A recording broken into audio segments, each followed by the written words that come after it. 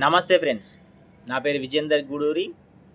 ఈరోజు news point తీసుకుంటే, common man voice లాగా ఒక ఎంపీ పార్లమెంట్ లోపల మన యొక్క డైలీ సమస్యను లేవనెత్తింది. ఆ సమస్య ఏంటిది అని చూసుకుంటే, మొబైల్ యూజర్ల సమస్యలపై ఆమ్ ఆద్మీ పార్టీ ఎంపీ రాఘవ్ చద్దా పార్లమెంటులో ఒక రకమైన ప్రశ్న అడిగింది. ఏంటిది ఆ ప్రశ్న అంటే, మన యొక్క మొబైల్ రీఛార్జ్ సంబంధించిన విషయం మీద ఆ యొక్క ప్రశ్న అడిగింది. చాలా మంచి ప్రశ్న. ఏంటిది అది అంటే, మంత్లీ ప్లాన్స్ పేరిట 28 రోజుల రీఛార్జ్తో సంస్థలు ఏటా 13 సార్లు రీఛార్జ్ చేయించుకుంటూ సామాన్య ప్రజల నుంచి డబ్బులు దండుకుంటున్నాయి. మీరు చాలామంది ఇప్పుడు ప్రతి ఒక్కరి చేతి లోపల మొబైల్ కామన్ అయిపోయినాయి. మొబైల్ తీసుకున్నప్పుడు అందులో కంపల్సరీ సిమ్ ఉంటుంది, దాన్ని రీఛార్జ్ చేయాల్సి ఉంటుంది. ఇప్పుడు చూడండి, జియో సిమ్ రాకముందు మనకు ఇన్కమింగ్ కాల్స్ ఫ్రీ వచ్చేది. మనం ఒకవేళ బ్యాలెన్స్ రీఛార్జ్ చేయకపోయినా, మంత్లీ మనం బ్యాలెన్స్ వేసుకోకపోయినా కూడా, రీఛార్జ్ చేయకపోయినా కూడా మనకు ఇన్కమింగ్ కాల్స్ అనేటివి ఫ్రీగా ఉండేది. మనము ఎవరికైనా బ్యాలెన్స్ ఉన్న వాళ్ళకు ఒక మిస్డ్ కాల్ ఇచ్చినాం అనుకోండి, అరే వీళ్ళ దగ్గర బ్యాలెన్స్ అయిపోయిందేమో అని చెప్పేసి వాళ్ళే మనకు రిటర్న్ కాల్ చేసేవాళ్ళు. ఆ ఇన్కమింగ్ కాల్స్ అనేటివి కట్ కాకపోతుండే. అది నెల రోజులు కానీ, 2 నెలలు కానీ, సంవత్సరం కానీ అట్నే ఉండేది. అంటే మనం బ్యాలెన్స్ వేసుకోకపోయినా కూడా ఇన్కమింగ్ కాల్స్ వచ్చేటివి, మెసేజెస్ కూడా వచ్చేది.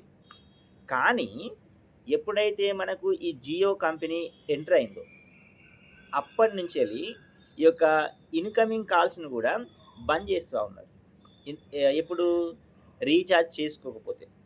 సరే, రీఛార్జ్ చేసుకోకపోతే అవుట్ గోయింగ్ కాల్స్‌ని బంద్ చేయండి, ఇబ్బంది ఏం లేదు.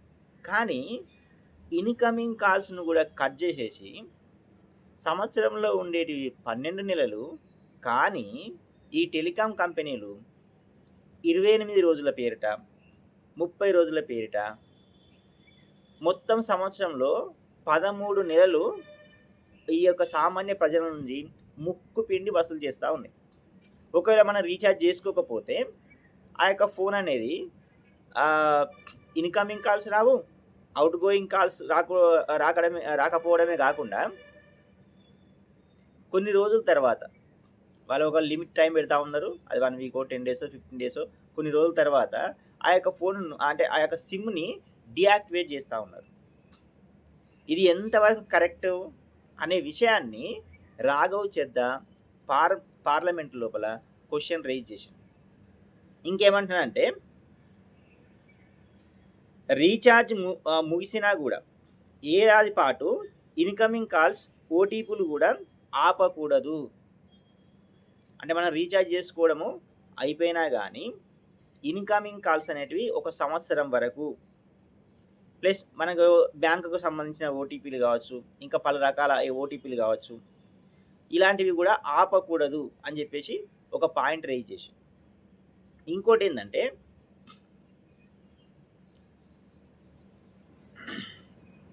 ఇప్పుడు మొబైల్ ఫోన్ అనేది ఒక విలాసం కాదు. చాలామంది దగ్గర మొబైల్ ఫోన్స్ ఉన్నాయి. అది సామాన్యుడికి ప్రాణాధారం అని ఆయన స్పష్టం చేసింది. ఇది సామాన్యులకు సంబంధించిన ప్రశ్న. ఇంతవరకు పార్లమెంటులో ఏ ఒక్క ఎంపీ కూడా ఈ సామాన్యుల తరపున ఈ యొక్క క్వశ్చన్ చేయలే, ఈ ప్రశ్న రైజ్ చేయలే. కానీ రాఘవ్ చద్దా సామాన్యుల తరపున ప్రభుత్వాన్ని నిలదీసిండు. సో చూద్దాం, అంటే ఇలాంటి ప్రశ్నలు ఇంకా అతను చాలా రైజ్ చేసిండు. అందులో ఇది ఒకటి. మనం రెగ్యులర్గా, అంటే ఇప్పుడు మొబైల్ ఫోన్ లేనుకుండా చాలామంది లేరు. చాలామంది దగ్గర మొబైల్ ఫోన్స్ ఉన్నాయి, సిమ్లు ఉన్నాయి, వాళ్ళు వాడుతూ ఉన్నారు. ఇది సామాన్యుల యొక్క సమస్య. ఈవెన్ మనం కూడా డైలీ ఫేస్ చేసే సమస్య. ఇప్పుడు మనము జియో కానీ, ఎయిర్టెల్ కానీ, వోడాఫోన్ కానీ, ఐడియా కానీ, ఇవన్నీ కూడా సిమ్లు ఉన్నాయి.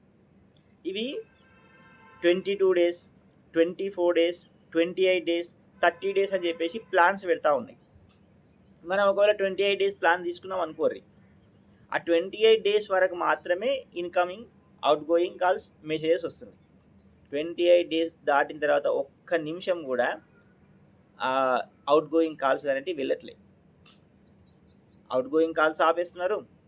ఇన్‌కమింగ్ కాల్స్ కొన్ని రోజులు వెయిట్ చేసి, ఆ ఇన్‌కమింగ్ కాల్స్ కూడా ఆపేస్తున్నారు. తర్వాత ఆ యొక్క సిమ్‌ని ఇన్‌యాక్టివ్ చేసేస్తా ఉన్నారు. అంటే ఫోను మనది. మనం డబ్బులు పెట్టి కొనుక్కుంటాం. సిమ్ము మనది. మనమే కొనుక్కుంటాం. కానీ ఈ ఇన్‌కమింగ్, ఔట్ కాల్స్ ఏమో కంపెనీ. సరే, ఔట్ గోయింగ్ కాల్స్ ఆపేస్తున్నారంటే ఒక కారణం ఉంటది. ఆపండి, నో ప్రాబ్లమ్. డబ్బులు మనం కట్టకపోతే, రీచార్జ్ చేయించుకోకపోతే ఔట్ గోయింగ్ కాల్స్ ఆపడానికి హక్కు ఉండొచ్చు. కానీ ఇన్‌కమింగ్ కాల్స్‌ను కూడా ఆపేసేసి సామాన్యుల నుంచి ముక్కు పిండి ఆ రీచార్జ్ డబ్బులు వసూలు చేస్తా ఉన్నారు. ఇది ఎంతవరకు కరెక్టు? దానితో పాటు సంవత్సరంలో ఉండేది 12 నెలలు. కానీ వీళ్ళు 28 రోజుల పేరిట రీఛార్జ్ చేసుకుంటూ సంవత్సరానికి 13 నెలలు వీళ్ళు రీఛార్జ్ యొక్క అమౌంట్‌ను దోచుకుంటున్నారు.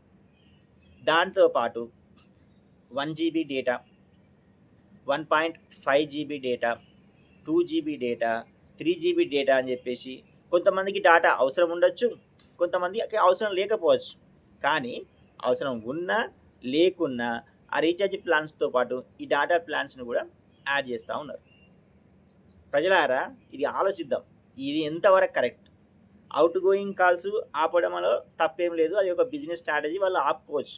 కానీ అంతకుముందు ఇన్‌కమింగ్ కాల్స్ ఫ్రీగా వచ్చేటివి. దాన్ని ఆపడం మాత్రం కరెక్ట్ కాదు.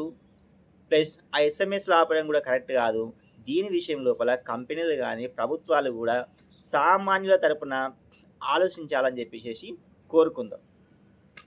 జై హింద్, జై భారత్.